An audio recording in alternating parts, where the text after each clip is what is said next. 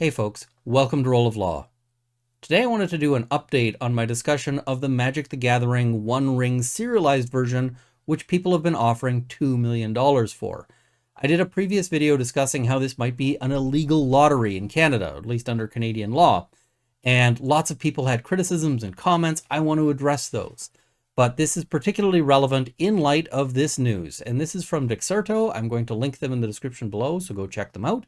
But they've noted that Magic the Gathering, the One Ring, has been pulled and graded.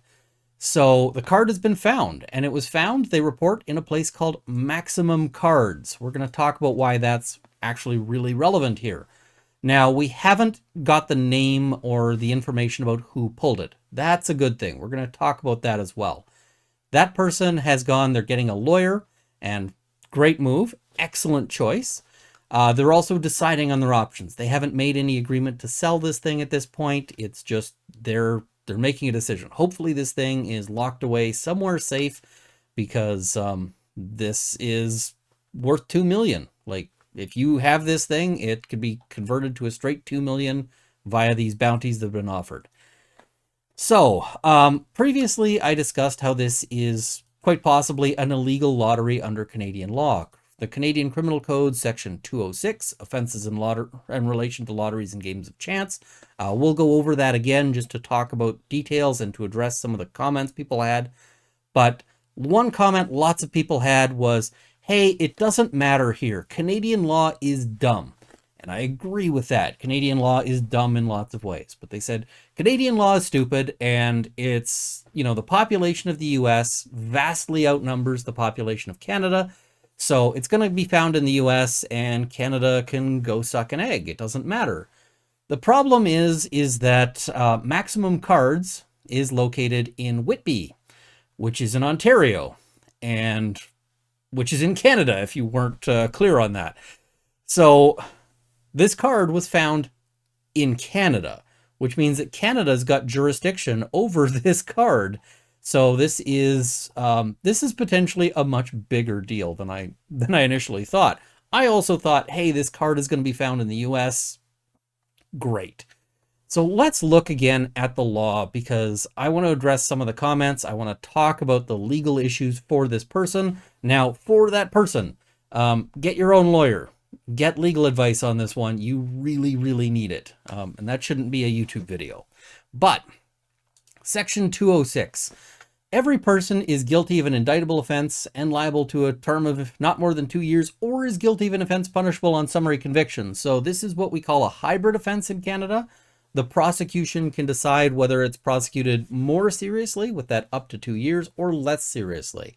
It's basically that they can choose that it's a felony or a misdemeanor, sort of. That's kind of the rough equivalent. Now, this covers a whole ton of things. You can see it goes A through J. Now, some of these don't apply here. We're not talking about 3-card Monty or anything like that.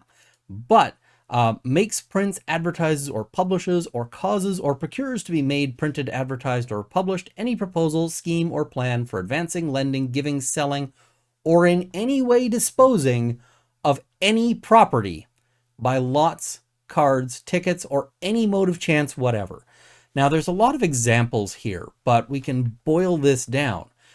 If you basically cause any of those things, you get the word out about any plan to dispose of property in any way, and property's a big term, right? Via any mode of chance whatsoever, then you are committing this offense under Section A. Sells, barters, exchanges, or otherwise disposes of, or causes, or procures, or aids or assists in the sale, barter, exchange, or disposal of, etc., etc., etc., property, by any mode of chance whatever. So this Section B probably covers a game store, which is a bad time to have the name of your game store announced in the news.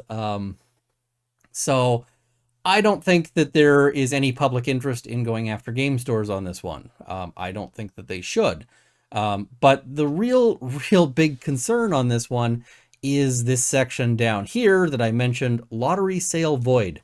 Every sale, loan, gift, barter, or exchange of any property by any lottery, ticket, card, or other mode of chance, depending on or to be determined by chance or lot, is void, and all property so sold, lent, given, or bartered or exchanged is forfeited to Her Majesty. That means that the government in Canada can seize the proceeds and the prize of any illegal lottery. So if something is an illegal lottery, then the government can take not just the winnings, but also the prize itself. So this is to discourage people from participating in illegal lotteries. And so this creates a really big problem here, because if this is an illegal lottery, then that one-of-one Magic the Gathering serialized special card might be something that the government can take and claim and do what they want with, which would probably be to auction it off for their own benefit. And this also specifically includes foreign lotteries, foreign lottery included. This section applies to the printing or publishing or causing to be printed or published of any advertisement, scheme, proposal, or plan of any foreign lottery, and the sale or offer of any ticket, chance, or share in any such lottery, or the advertisement for sale of such ticket, chance, or share, and the conducting or managing of any such scheme, contrivance, or operation for determining the winners in any such lottery. All right, now there are some exceptions to this that don't apply. Doesn't apply to division by lot or chance of any property by joint tenants or tenants in common. That's something that comes up occasionally when you're trying to determine, for instance, who's going to get a house that is shared. And it also specifically does not apply to bonds, debentures, debenture stock, or other securities recallable by drawing of lots and redeemable with interest and providing for payment of premiums on redemption or otherwise. So it doesn't account for certain stocks. There's also exemptions that allow for various lotteries that are conducted for public interest, basically for charitable or religious organizations, by governments. Certain fairs might be able to conduct lotteries. None of these exceptions apply. So that is a bit of a concern here. I think that this is an illegal lottery, and so I think there is a problem. Now, I hope that they don't go after this guy. I don't think that they should, because honestly, he's not the first person to play Magic the Gathering. But I'm going to address some of the comments and criticisms. The first one about, that I already mentioned about, hey, this is Canadian law, so it doesn't matter. Well, it matters because it's in Canada. Now, people said, hey, one of the things I talked about was the $2 million value and how that's a big value on this one. And they said, well, that's not because of the primary market. Like Hasbro and Wizards of the Coast haven't said, we will pay you $2 million for finding this. And I'm going to tell you, that is completely irrelevant, because all that matters is that you're giving away some property. So this whole thing about, Hasbro isn't putting the value on it, Hasbro doesn't have to. If I get a piece of art and I sell tickets, you can buy this ticket and win this art. It doesn't matter that I personally am not telling you what the art is worth. The art is worth something. And if that is a $2 million painting, then the government might get really interested in this, even though I had nothing to do with it. Even though I might have found that painting in a dumpster. It might have cost me nothing. Lots of people said, hey, it doesn't cost Hasbro anything more to print one kind of card than the other. That is also irrelevant to this question. If I do a lottery for, as I mentioned, stuff I found in a dumpster, that can still be an illegal lottery. So the cost to Hasbro is meaningless here, and the fact that Hasbro themselves isn't putting a value on this prize is also meaningless. All that it says is any property. So what is any property? Well, anything you can own. A property can be a physical good, like this can of Coke, or it can be something like, you could give away a copyright. If I was a singer, and I'm not, but I mean, I could say, hey, you could win by buying tickets a copy of the copyright to this video, and that would be property, and that would be illegal.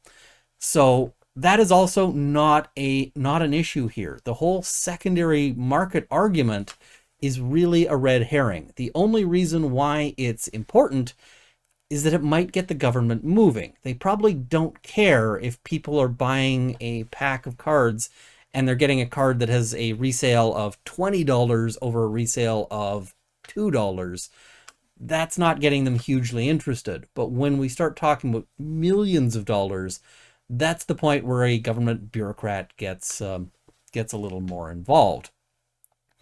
So that whole line of criticism just doesn't have any legal bearing to it. There's just no value to it.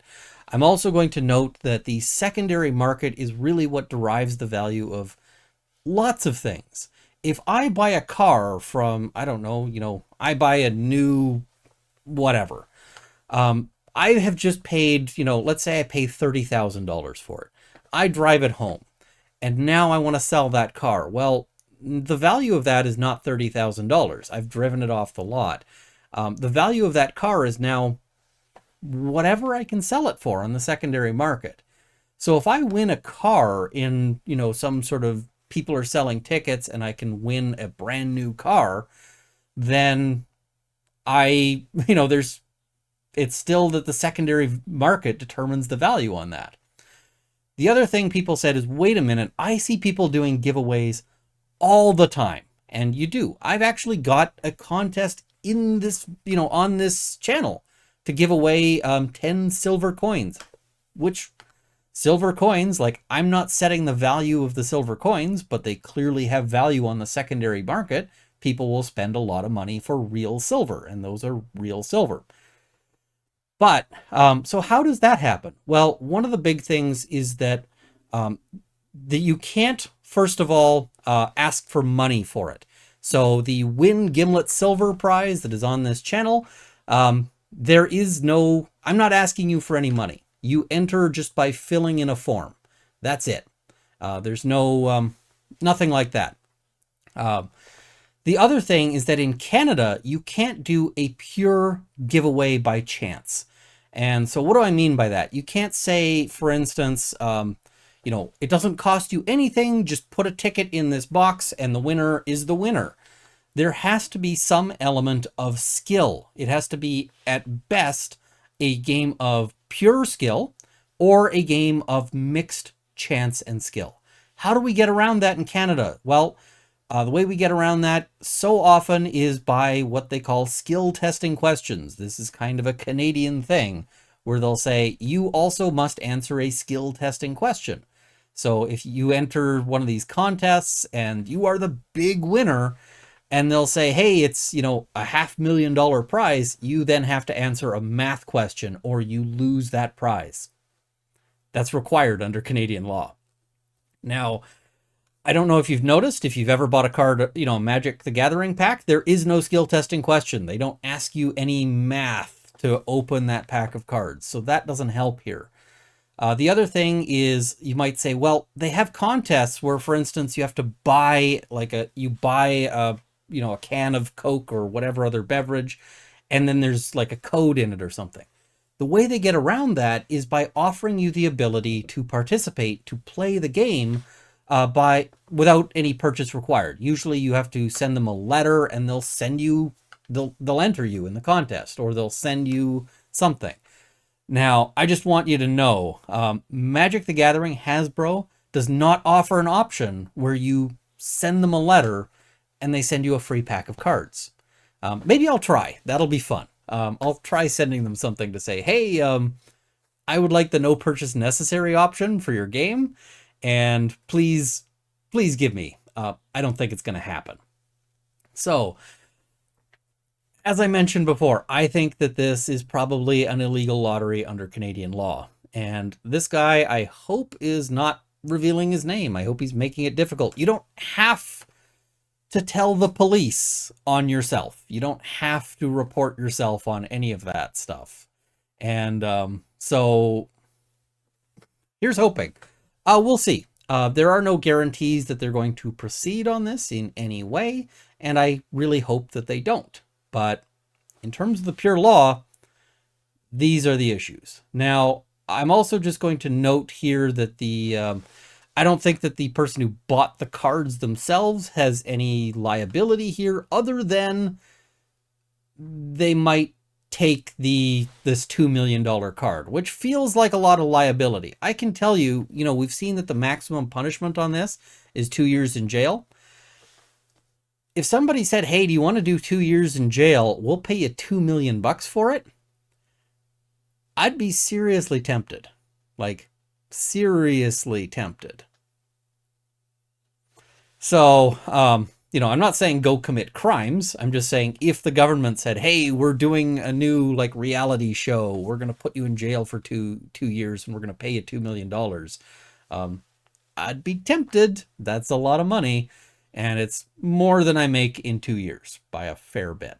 Now, plus if I'm in jail, they're covering accommodation, they're covering food, all expenses paid trip to the worst place in Canada. So yeah, anyway, just that's sort of the update. That's the discussion on this one. Let me know in the comments below if you've got further criticisms that you think I haven't addressed. Oh, one more that I'll miss.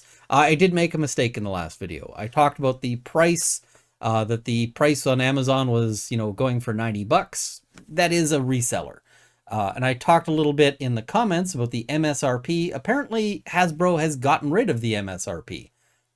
This is also not relevant here because Hasbro is taking money for this.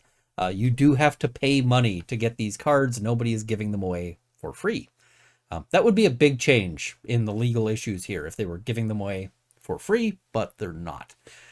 So yeah, let me know in the comments below if you think I've missed something, if you think there's something going on here that I have not covered, but I am really concerned about this one, and hopefully there are no update videos. Hopefully this doesn't turn into anything interesting. So that's about it. Thank you for watching. Hope you've enjoyed this one. See you next time. So I finished recording, and then I realized the line I should have used. So I'm going to remind people to like, share, and subscribe, but if you're the guy who pulled this card, keep it secret, keep it safe. I can't believe I missed that one. Anyway, see you next time.